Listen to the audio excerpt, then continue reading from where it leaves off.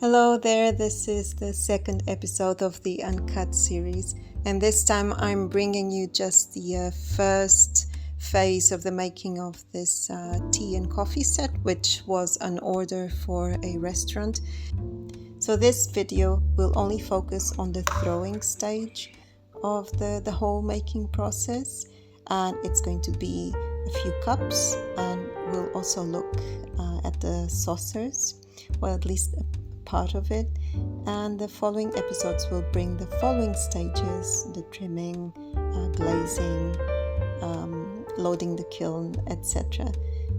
I won't be doing a lot of talking in this video because I think it's really self-explanatory, and it shows the whole process anyway. You'll notice that there are very few cuts in this making stage, in the throwing stage that I'm showing you in this episode.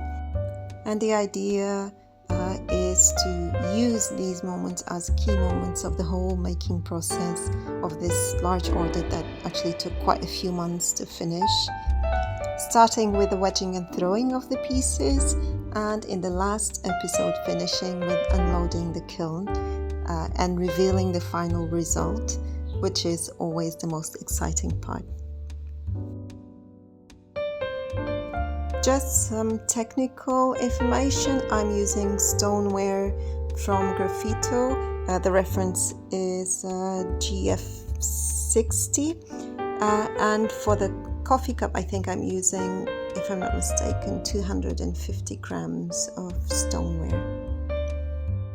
You can see from what I'm wearing that this was filmed during the winter. It was so cold in the studio. It always gets very cold there. I waited months before I put this video together, but it's better late than never. And this is the simple cup for reference, and just making sure that the one I'm making now and the ones that followed are then made to the right size. And of course it's much bigger on its wet stage. And just using the sponge to remove the excess water which was left inside the cup.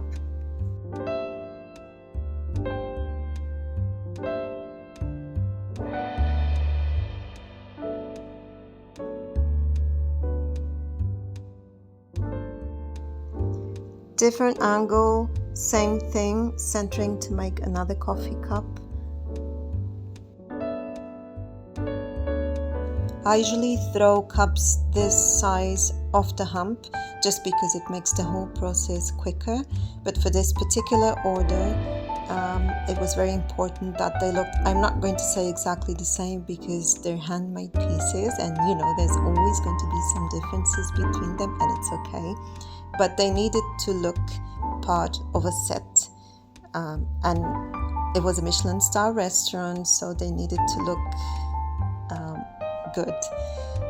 So I decided to make them individually like this, even if it meant that I had to spend a little bit more time on each one of them. And the external surfaces of the cups needed to be smooth and straight, so this is just me making sure that everything is aligned here.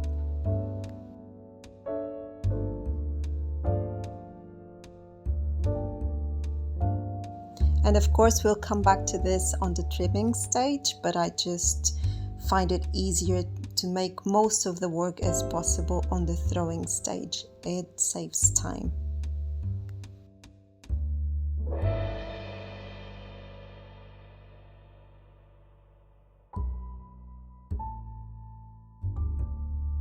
And you can see that the rim was a bit wobbly, so I'm just removing the excess here, and we're good.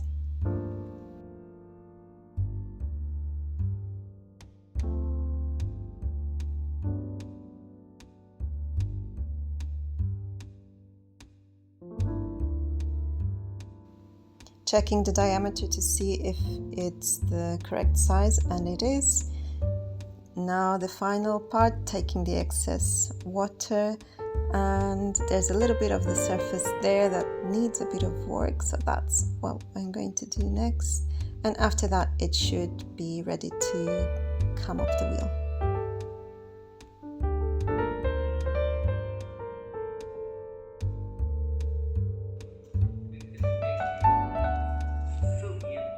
there you go, it's done. And I'm now taking it off the wheel and putting it with the others, which are already drying there. And I completely forgot to record the throwing part of this saucer, so this is what I have. It's when it was done. But you'll see that when I trim it, there's quite a bit of carving to be done still. So yeah, we'll come back to it in the next video. Thank you for watching.